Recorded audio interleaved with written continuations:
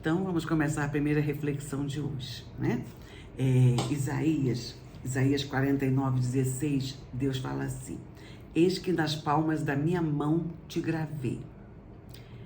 As suas paredes estão continuamente diante de mim. Aí, lá em 64:8, ele fala: mas agora, ó Senhor, tu és nosso Pai. Nós somos o barro e tu és o oleiro. Todos nós somos o trabalho das tuas mãos. Bom, nós que cremos que Deus é o Criador do mundo, né, que não veio de uma explosão, nós cremos que Deus criou os céus, a terra e tudo que nele há, depois criou o homem, a sua imagem e semelhança, e depois a mulher, né, foi feito da costela de Adão. Isso é bíblico, está na Bíblia, não é lenda, isso é real para quem crê, e a fé é exatamente isso, né? Então a gente não vive porque vê, a gente vive pela fé. A gente vive pela fé que nós temos em Deus, em Jesus e no Espírito de Deus que nos ilumina e nos orienta. Então, esse texto eu acho ele tão maravilhoso, porque nesses tempos que a gente está vivendo, são tantas as dificuldades que a gente presencia, não é mesmo? E eu fico olhando assim, saber que Deus gravou na palma das mãos dele, sabe, a nossa vida. Continuamente nós estamos diante dele. Isso é impensável. A gente não consegue nem pensar como que Deus pode fazer isso tudo. Mas ele é Deus, né? Ele é Deus, ele sempre existiu. Ele sempre foi, é e será Deus. Então, a gente tem que crer. E baseado nisso, a gente começa a viver olhando pela fé, sabendo também que Deus conhece a nossa vida, que Ele nos chama pelo nome e que Ele nos conhece profundamente, no mais íntimo do nosso ser.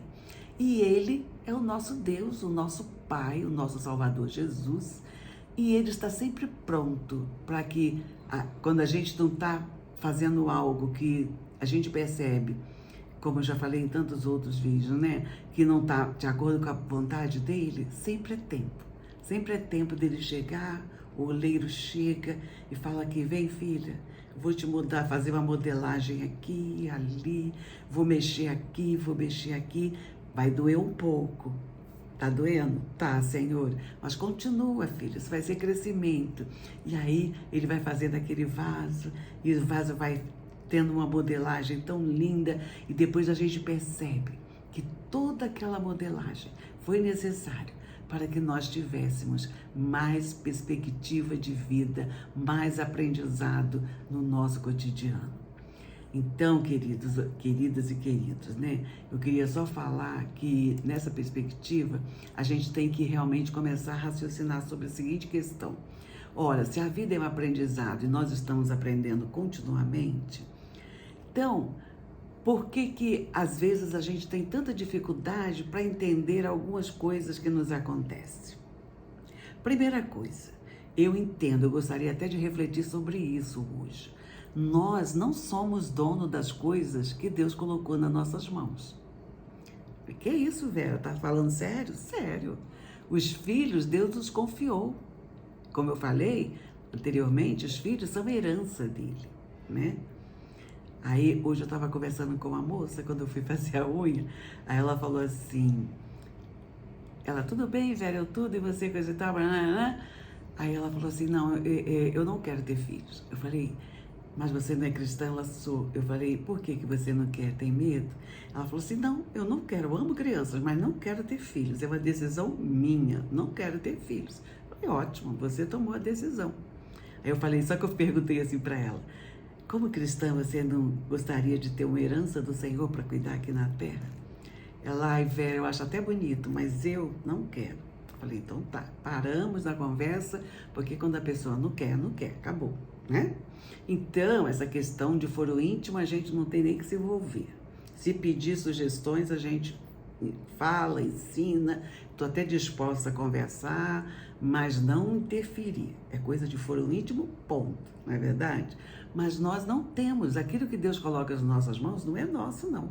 É para a gente desfrutar e abençoar a vida dessas pessoas e que outras pessoas também sejam abençoadas por meio daquelas que estão conosco.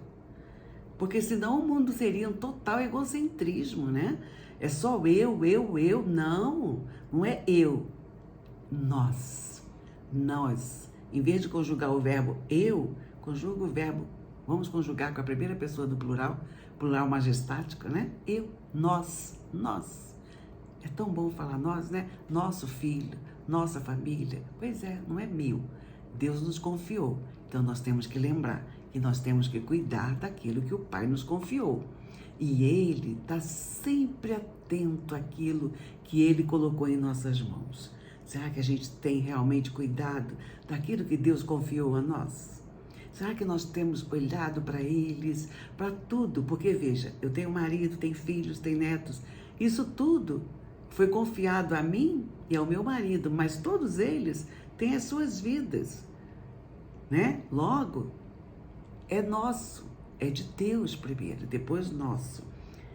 Mas a gente brinca assim, né, que os filhos a gente ensina, os netos a gente não ensina, a gente só ama. Mas quando não, também não deseduco, não. Às vezes a gente faz uma besteirinha que as noras olham pra gente assim, né? Ela tem que ficar quieta, né? Ainda mais que a avó e a avô tem que ter esperto para não interferir na educação do outro. Às vezes a gente dá essas mancadas na vida, né? Mas depois a gente aprende que nós não podemos interferir. Nós temos que ter cuidado para que a vida prossiga de uma forma mais amável, saudável, não é? E não é fácil, porque tem coisas que a gente já vem internalizado lá da nossa infância. A gente vê como que nosso pai, mãe, avós, tios... Eu não tive avós, né? Então não tive esse privilégio. Mas tios eu tive bastante, eu os amava profundamente.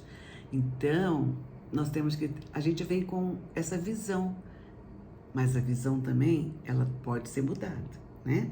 E principalmente com a ajuda de Deus, tudo pode ser mudado, sempre para melhor, porque a vontade de Deus é sempre boa, perfeita e agradável.